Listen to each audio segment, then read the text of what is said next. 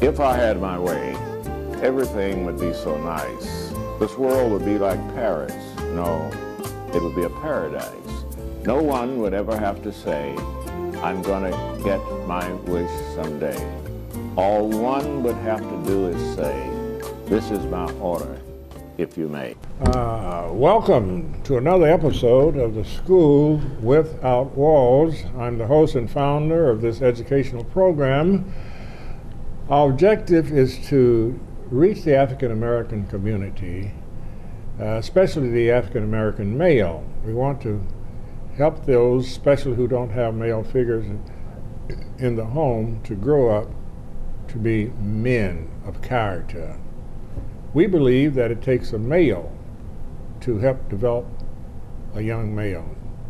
I don't care how hard a woman tries and how much she loves her male child, she's never had any experience in being a man. So we're encouraging young men to do that. We want you to learn to speak standard English, learn African American history and culture, and how to dress for success, like my guest is dressed here today for this occasion. This is the right occasion. This is not a fishing occasion. So he's dressed for the right occasion. That's what we mean by dressing for success.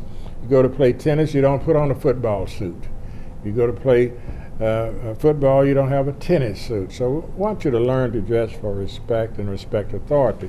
Mr. Jack Foster, glad to have you here with us today.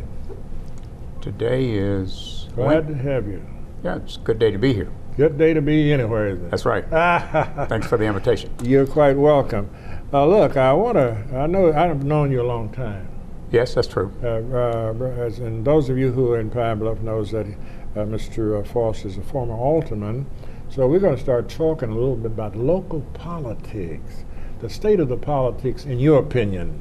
Let's talk about the state of politics in Pine Bluff. How are they? It's in transition at this point. In transition? Yes, we have a new mayor, Mm-hmm. and she's still learning her way around. Right. And I think there's some growing pains there, and it seems like she wants to do the right thing, Mm-hmm. but she hasn't figured out how to do that just yet. Figured out how to do it yet. Right. Mm-hmm. I think she wants to. Yeah. And I think at some point, when she realizes that there's certain steps you have to take in government to get things done, Mm-hmm. at that point I think she'll be successful. But until that happens, I think we're going to continue to have a stalemate down there. Right. We have a division among the aldermans, right? Yes, we do. And you cannot do anything divided. No. Right. I think one thing that she has to learn quickly Mm-hmm. is that politics is about give and take and compromise. Definitely. Okay, if you're not willing to compromise, you're not going to have any success at all. Mm-hmm. One of the things that I'm concerned about at this point was, they got this hot issue about the residency thing right now going, Right. and she does not want to deal with the law that's on the books at this time. Mm-hmm. I have a problem with an elected official that does not abide by the rule of law. Mm-hmm. If that law is on the books, she should be out. She took an oath Mm-hmm.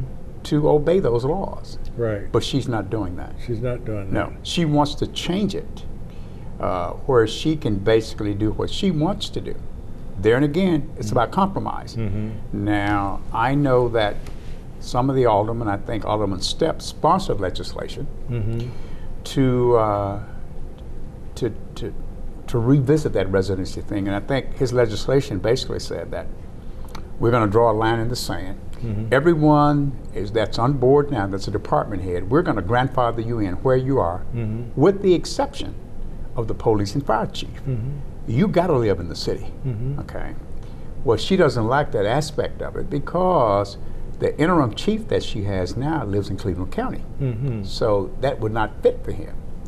But there and again, Alderman Steps made an attempt to compromise that situation.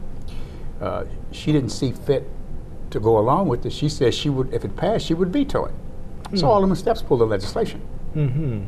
Then she wants to refer back to the fact what happened in the previous administration, that the former mayor did not enforce that residency requirement. So I guess she's saying, why should I? Mm-hmm. Well, if you campaigned on the fact that you want to take this city in a new direction, you don't look behind you. No, you don't, do you? You look forward. Gotcha. And I don't think that she's looking forward at this point. This is my home. I'm raising my family here.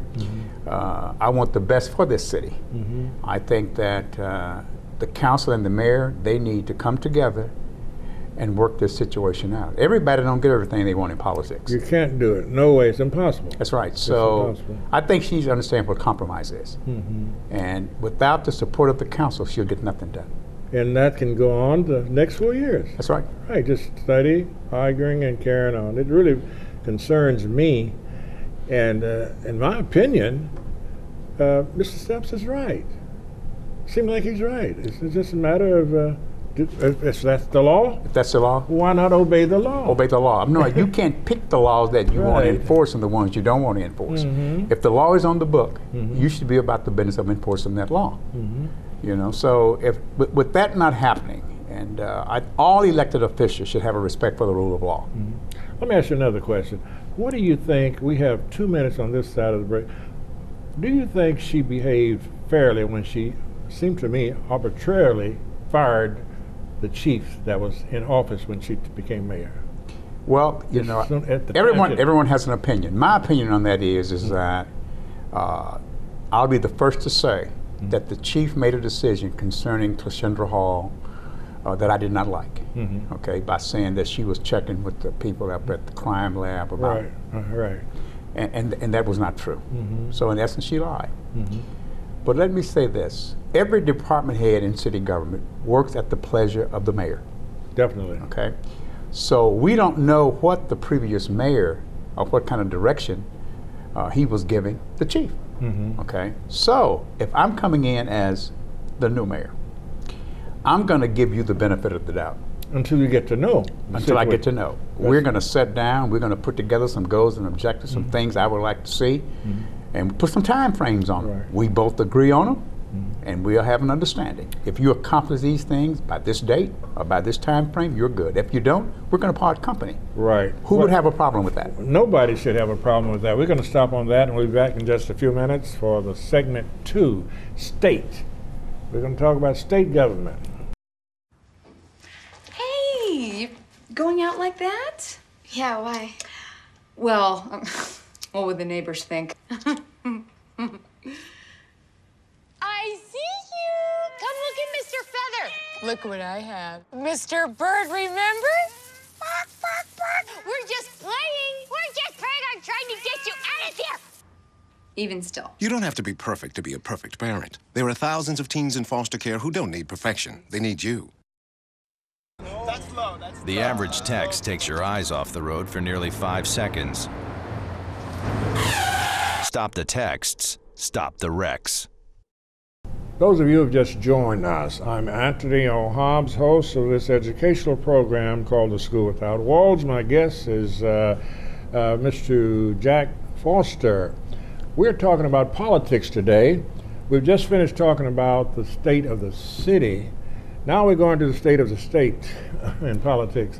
Mr. Foster, we once upon a time did not have term limits, right? Correct. And then there was a time when it came about. In your opinion, your knowledge of politics, why do you think someone changed that? I think the change was done to eliminate powerful elected officials. I think that the conventional wisdom was if we put term limits in place, they will not be able to substantiate that power base that they have, irregardless of who it was. Okay, so the easiest way to do that was to put term limits in. I think that there was some term limits already in place that could have been utilized, and that was the vote of the people. The people can vote anybody out anytime they want to. Right. Okay, so that power, in essence, to me, was taken away from the people. You know, I think that the people should have been able to say, let them stay there until we vote them out. Because they could always, at the end of the term, vote that person out, right? If Correct. they were not pleased. That's right. So it seems to me that there was somebody in the political arena that was not having the way they wanted, rather than, it wasn't a referendum of the people, was it? No. Is this some, No. the politics, the politicians politicians decided that, and the Yeah. thing about it is that you have a lot of elected officials supposedly that's representing us, but in essence they are representing themselves. They have their own personal agendas, or they have their own party agenda.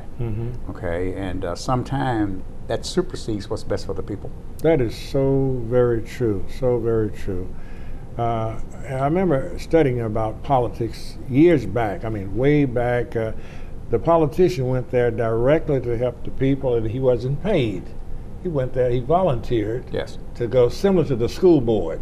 That's the way it used to be in the state and county and so forth. But of course, as we grew in number and so forth, I assumed the problems were greater, so there was a salary attached. Do you have any idea of the salary of our state senators? I don't know. They get it's a small amount they get. I think they get per diem too, but it's not a whole bunch Not of a money. big money. It's not a whole But bunch you of never money. heard anybody They're truly public servants. And the representatives even get less, don't Right. they? The senators are elected for 4 years, am I correct? And the representatives are elected for 2 years, and they get per diem and expense, but they need to be people who are fairly financially secure to serve, right? They need to have another job. Need to have another job, Yes. right? And the bottom line is that I think most of them do. They have their own professions or they are gainfully employed in state government. But state government right now has an issue, and I know you didn't raise this particular issue, but it's hot in the news at the state level right now. The other day, the governor vetoed the voter ID bill, okay, which means that in order for you to vote in the future, you got to have a government-issued ID card. Is that right? Yes.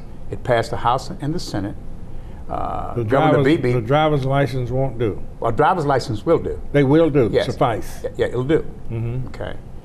But the logic that they use to pass that legislation, I don't buy.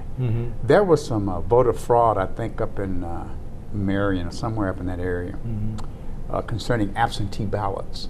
So what the politicians did was they took that incident and said, we need to do something about how you're able to vote. Well, if you're showing up to vote in person, like we have all through the years, you go to the polls and you vote, you have to sign.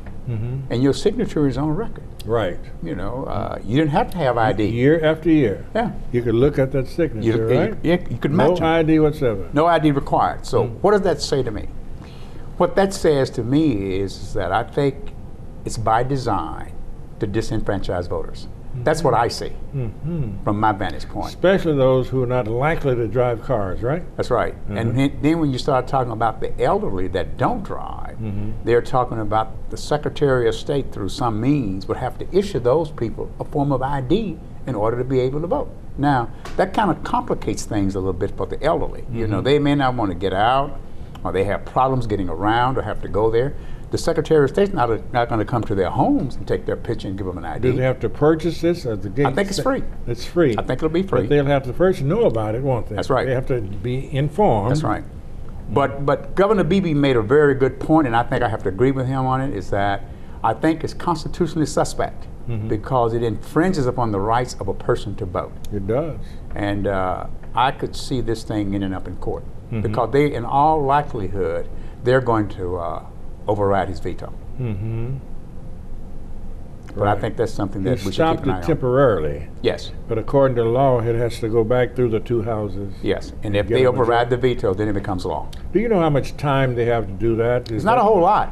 I think that maybe, I don't know the exact amount of time that they have to respond, or he has to veto it. Then they have X amount of time to come back and override the veto. Okay. But I think they're working as we speak on overriding his veto right now. And that's critical. That's something that we need to definitely take a long, hard look at, and hopefully someone, maybe the Attorney General, will file some litigation against it.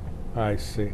We should have about another minute on this side of the break, and we'll be back in just a few minutes. We're going to talk about the state of the nation. We've hit a little bit on the local government and the state government. Now we're going nationally and internationally if possible.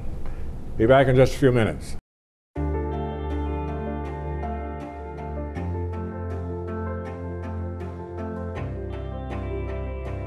Body language can tell you all sorts of things.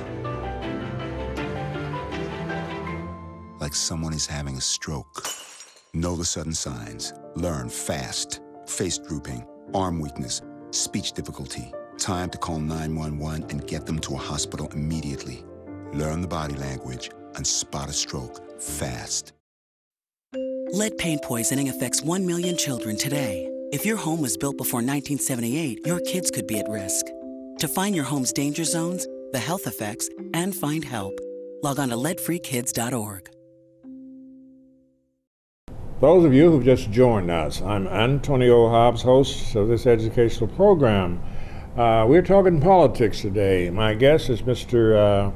Foster, Mr. Jack Foster, who is a former alderman here in the city, and he's retired now. National politics. First, let us start with the first African-American president, Mr. Barack Obama. Middle name is Hussein. What is it? Hussein, I think. Yeah, Hussein Obama.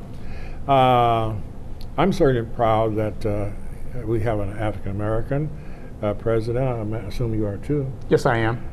But in your opinion, other than symbolism, which is very important, symbolism is very important for our young people. I can too also, do those great things. But what is it that this African-American president has done, in your opinion, that helped African-Americans? I can't think of anything particularly that points to strictly African-Americans. Mm-hmm. He's done some things, though, that helps African-Americans, but it helps everybody, like Obamacare. There you go. Okay. That helps everybody, yes, including African-Americans. Right. And I feel like now that he has been re-elected to a second and final term, mm-hmm, I think that there's a good possibility that we will see things that affect African American and the minority community. Mm-hmm. Okay, I know that he has an issue about changing the immigration laws. Mm-hmm. Okay, and that will help minorities that won't help very many Native American, African American, but minorities. That's right. It'll help a lot of Hispanics involved. Hispanics and people coming across the border. Mm-hmm. The funny thing about it is that I used to always say, and it's just me talking, they were talking about strengthening our borders, mm-hmm, the federal government, and they always talked about along the Mexican border. Right. But they ain't never said not one time about strengthening the border with Canada. That is Don't true. You find that strange? That is strange, and people do come across the border. Yes, they do. From Canada. I know that as a fact. Yeah, but they never talk about that aspect. Right, they do that. They come from across. Canada. Mm-hmm. So make you think they don't want, somebody doesn't want these people south of the border coming in. You would think that. Do you think it's mainly because of a lot of drugs that come in across? Well, I'm talking about drugs can come in from Canada too. They sure can, and I think some do. Well, it's a good possibility. all I'm saying is that, and to be very frank about it, south of the border, all those people down there are people of color. Well, that is correct. Okay, so there are some people perhaps that are kind of against that. There's another group that used to like to have those folks who do MECA work, did they? Yes. But they don't need them like they used to. No, not really. Like they used to need them. No, domestic stuff. But a lot of black and white are doing domestic work now. Well, that's because of the state of the economy. Yeah, happily doing it, right. On a national level, when you stop and you look at it, you look at the wide gap, mm-hmm, in earnings of people. Mm-hmm. When you look at the people at the top and look at the people at the bottom. Right. Boy, there's a large disparity there. Yeah, okay? There's a great disparity. You got a lot of people in this country that living in the poverty zone. A lot of people on minimum wage. And that's not a living wage. No, it's not. It's not a living wage. And we need a living wage. I was watching a special the other week on MSNBC, and they were talking about the minimum wage ought to be $22, mm-hmm, which is about $40,000 a year. Mm-hmm. And I said to myself, that would be outstanding if we could get it done. Right. And I believe the folks who would pay that would be able to make a living too. I think they would be. Yeah, we're creating more millionaires every year. Right. And that's being created by the people, by that cheap labor at the bottom. That's what you've got to always remember. That's what it is. Look, I suspect we have about 4 more minutes. Let's talk about the issue. The hot issue now is dealing with marriage of the same sex. What do you call it? Same-sex marriage. Same-sex marriage. Right. Do you have any position on that? I have two positions. Okay. The first position is that it doesn't fit for me. personally. Okay, I agree. I support that. It doesn't fit for me personally. But at the same time, an individual has his or her life. They should be able to do what they want to do with it. Politically, right? Right. See, what I'm saying is that you cannot legislate morality. That's where I am. I'm talking about if an individual. You can't do it. I don't care how hard you try. That's right. You cannot legislate morality. No. So if an individual wants to be lesbian or gay, that's their right to do. In my estimation, that's their right to do that. And the Supreme Court needs to leave that alone. I don't think they should even be involved in that. That's me talking. Who carried it there in the first place? I think it was some people from California because they was trying to strike down. It seems like the court is going to reject it too. I think they are. I think that would be the wise thing to do. Let me say this since time is running out. A lot of people that I know have criticized the president for supporting it, but I think he takes the same position you and I are taking. That's politics. That's not religion. That's right. There's separation of church and state. Right, that's not religion. And the bottom line is that you just can't legislate that. If an individual, irregardless in a free society. Irregardless of what the Supreme Court does, it's still going to exist and flourish. There's nothing, you can't stop it. You can't stop Not by that. law. That's right. Yeah. So what I'm saying is that there's nothing in law that says, that I can find, where it says that a marriage has to be of opposite sex. That's a religious thing, isn't it? Yes. It's religious. Right. So I could have a problem with that if I had to vote in my church. Yes. You understand? If my church came up with that, I would vote against same-sex marriage because it's contrary to the doctrine of my church. That's right, and I understand that. Yeah, but politically, in a free society, I can understand, although I would not like it to be, but I can tolerate it. Well, let me see if I can put this in a true perspective, and that is, there's no difference in what's happening with lesbians and gay and same-sex marriage than what happened in the civil rights movement for black folks. Ain't no different. It's the same thing. It's a movement. Okay? We as African Americans, we wanted our civil rights. Okay? And we fought for that. Okay? Lesbian and gays are saying the same thing. The people that want to be married saying, hey, these are our rights to do that. I would say that would be human rights when it comes to races. But it's sexual preference, I see it a little different. Well, it's still human, though. Yeah, it's still human. It's still human. And the thing about we have 1 minute, so you can close out with it. Like you said earlier, you can't legislate morality. No, you can't do that. Okay, you can't do that, and we shouldn't be about doing that. It's not the job of politics. That's right. It's not. We need to take that aspect of it out and do away with that. I agree with that. And like some people say, what's good for the goose is good for the gander. And all I'm saying is that if there are individuals within our country and this society want to be that way, who am I to judge them? You don't see any way that it's detrimental to the culture, do you? Let me put it to you like this. It's been around for decades. For hundreds of years it's been around. Right. The only thing now is that it's out in the open now. It's out in the open, right. In the past, everybody hid in the closet. No one's in the closet anymore. Right. They're out. Okay, then I think, Randy, it's about time for us to go for today. And Mr. Foster, glad to have you. And I'd like for you to come back sometime. We didn't have enough time. Well, we'll do this again sometime. Okay, let's do that.